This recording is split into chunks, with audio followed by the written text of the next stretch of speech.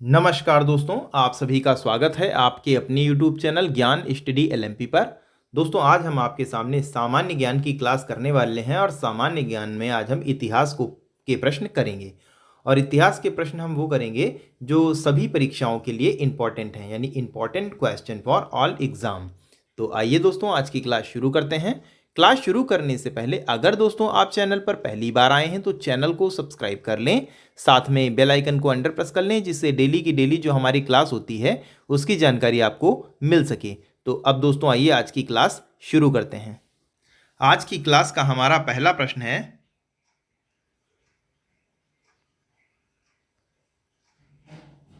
निम्नलिखित में से किनके बीच तक्षशिला शहर स्थित था। आपको बताना है किन दो नदियों के बीच तक्षशिला शहर स्थित था। ऑप्शन है आपके सिंधु और झेलम, झेलम और चिनाब, चिनाब और रावी, रावी और व्यास। तो इसका सही उत्तर दोस्तों हो जाएगा ऑप्शन ए। दोस्तों यहां पर सही हो जाएगा सिंधु और झेलम। तक्षशिला शहर सिंधु और झेलम नदियों के बीच अवस्थित था और तक्षशिला वर्तमान में पाकिस्तान में अवस्थित है। तक्षशिला एक शैक्षिक केंद्र था एवं विश्वविद्यालय के लिए प्रसिद्ध था। आरंभी का संबंध तक्षशिला से ही रहा है। तो यहाँ पर हमारा ए ऑप्शन सही उत्तर हो जाएगा। अगला दोस्तों हमारा प्रश्न है, भारत में नवपाषाण काल गुफा चित्रकारी कहाँ मिलती है। अजंता की गुफाएं, उदयगिरी, मेहरगढ़, भीमबेटका। तो इसका सही उत्तर हो जाएगा ऑप्शन डी। दोस्तों यहां सही हो जाएगा भीमबेटका।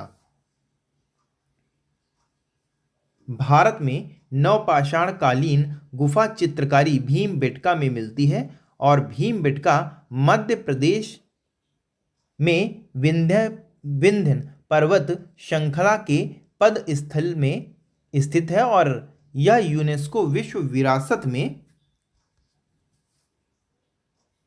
गिने जाने वाला एक स्थल है। तो यहां पर हमारा डी ऑप्शन सही हो जाएगा। आइए आगे चलते हैं। अब अगला दोस्तों हमारा प्रश्न है, किसके शासन काल में इब्न बतूता भारत आया था। इल्तुतमिश, मोहम्मद बिन तुगलक, इब्राहिम लोदी और डी ऑप्शन में है अकबर।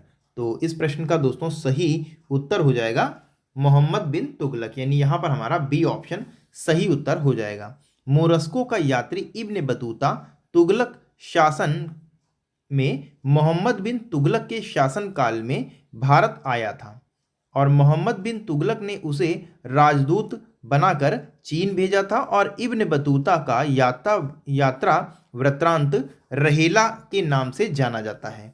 तो यहाँ पर बी ऑप्शन हमारा सही हो जाएगा। अगला दोस्तों प्रश्न है, भक्ति आंदोलन को उत्तर भारत में लाने का श्रेय इनमें से किसको जाता है।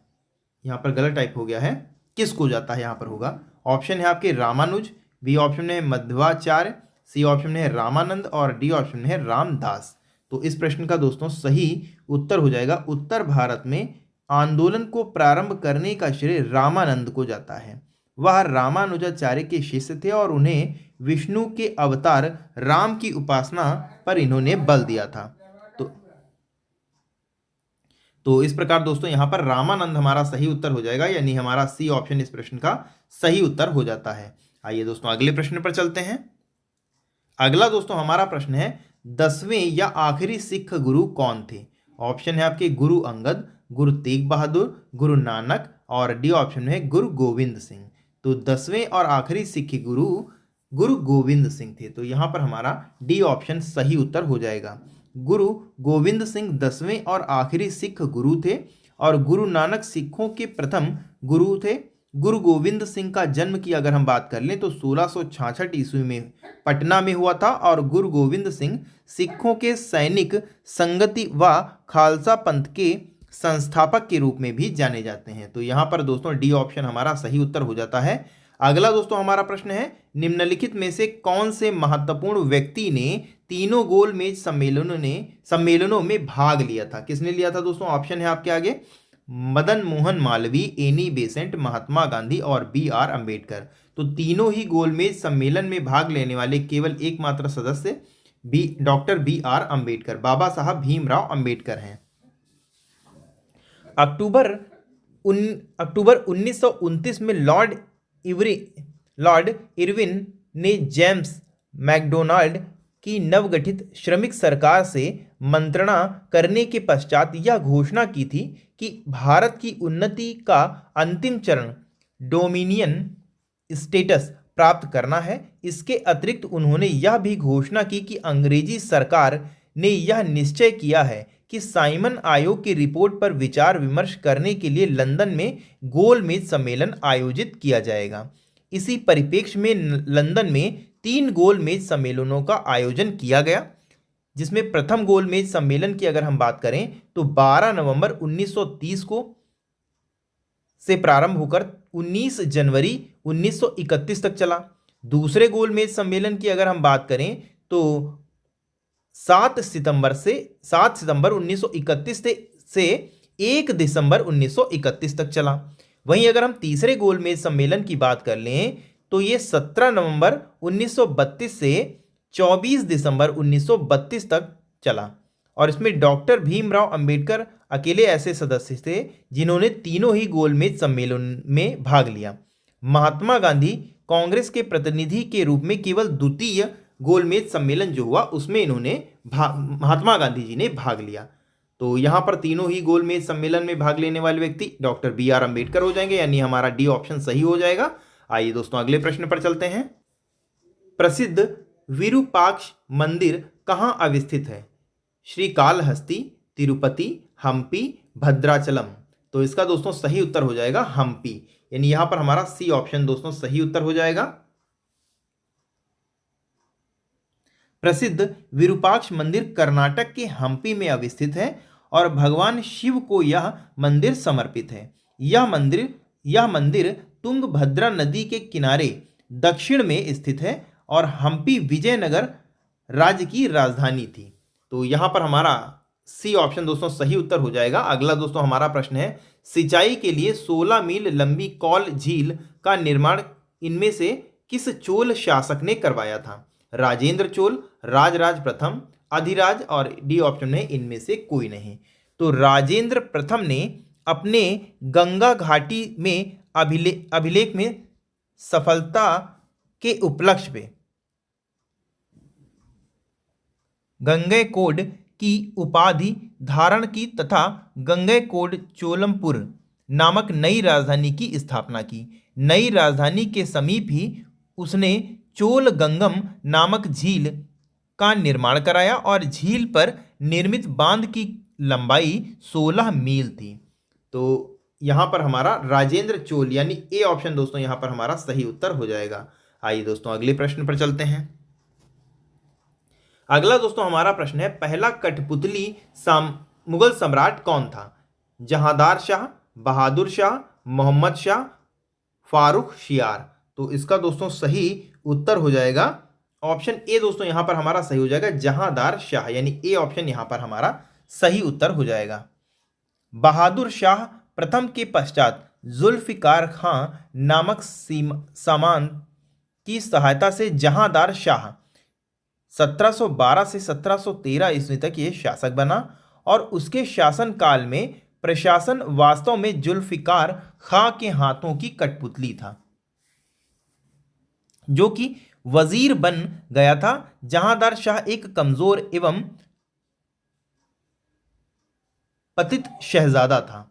तो जहांदार शाह यहां पर हमारा सही उत्तर हो जाएगा। अगला दोस्तों प्रश्न है, मुगल काल में पुलिस बल के मुखिया को क्या कहा जाता था? कोतवाल, दरोगा, फौजदार, सूबेदार। तो कोतवाल यहां पर हमारा सही उत्तर हो जाएगा। मुगल काल में पुलिस बल के मुखिया को कोतवाल कहा जाता था।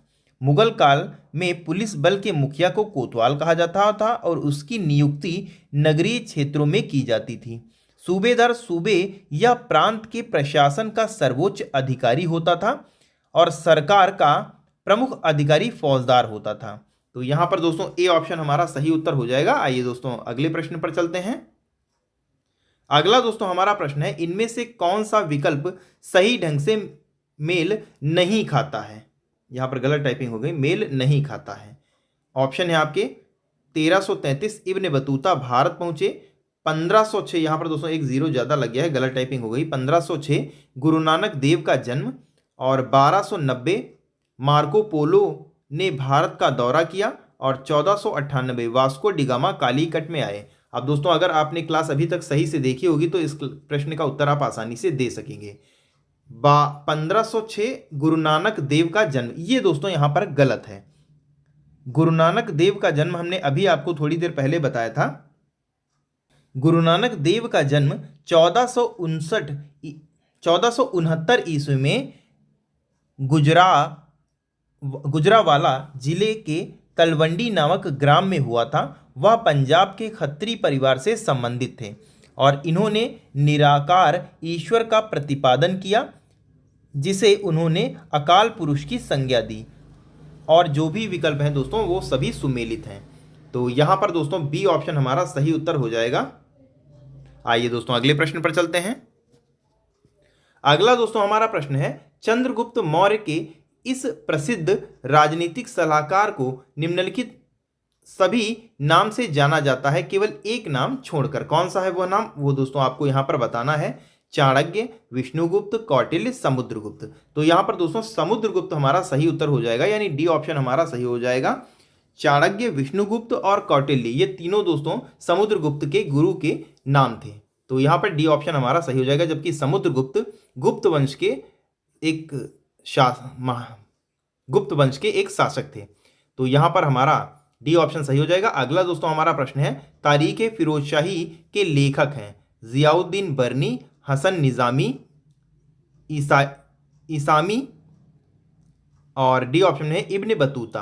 तो यहाँ पर जियाउद्दीन बर्नी हमारा सही उत्तर हो जाएगा, यानी ए ऑप्शन दोस्तों यहाँ पर हमारा सही उत्तर हो जाएगा।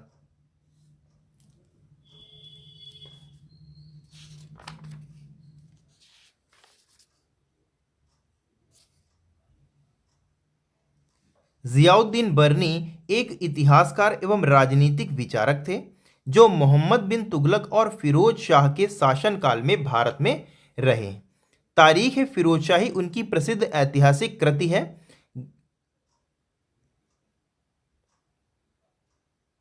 शिराज अफीफ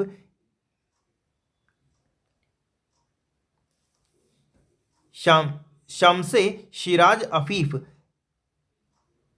भी एक रचना कर रहे हैं, जिन्होंने भी तारीख फिरोजशाही की रचना की है।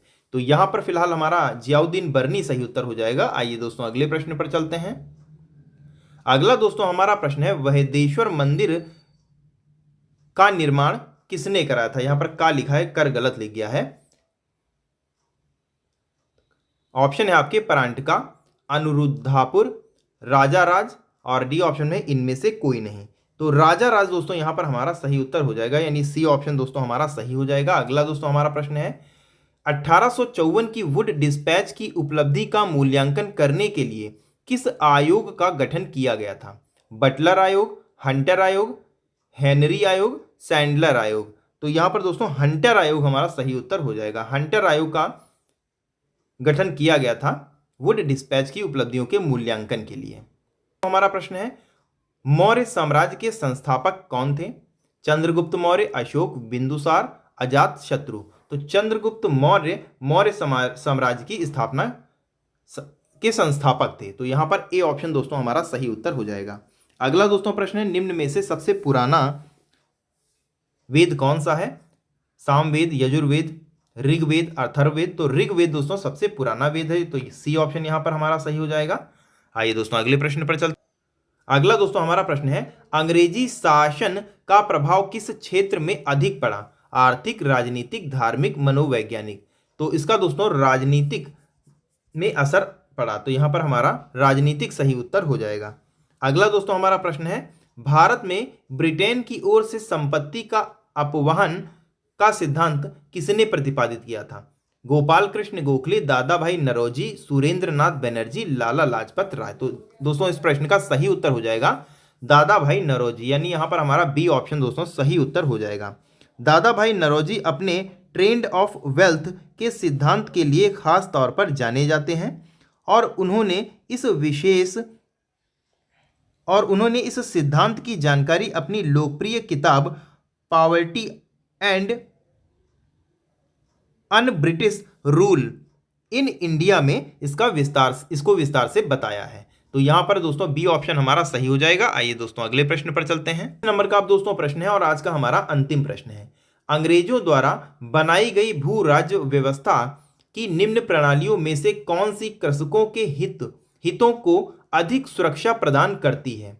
बंगाल प्रांत की स्थायी भू व्यवस्था, मद्रास प्रांत की रैयतवाड़ी भू व्यवस्था, मध्य प्रांत की जमींदारी भू व्यवस्था और डी ऑप्शन में संयुक्त प्रांत की मालगुजारी भू व्यवस्था। तो इसका दोस्तों सही उत्तर हो जाएगा मद्रास प्रांत की रैयतवाड़ी व्यवस्था, यानी बी ऑप्शन दोस्तों इस प्रश्न का हमारा सही उत्तर हो जाएगा। तो आज के लिए दोस्तों बस इतना ही। कैसी लगी आज की क्लास आपको कमेंट करके बताना है, और अगर दोस्तों आज की क्लास आपको अच्छी लगी हो तो वीडियो को लाइक करें और ज़्यादा से ज़्यादा शेयर करें। और अगर दोस्तों आप क्लास में पहली बार आए हैं तो चैनल को सब्सक्राइब ज़रूर कर लें। मिलते हैं दोस्तों इसी के साथ फिर अगली क्लास में, तब तक के लिए नमस्कार, जय हिंद, जय भारत।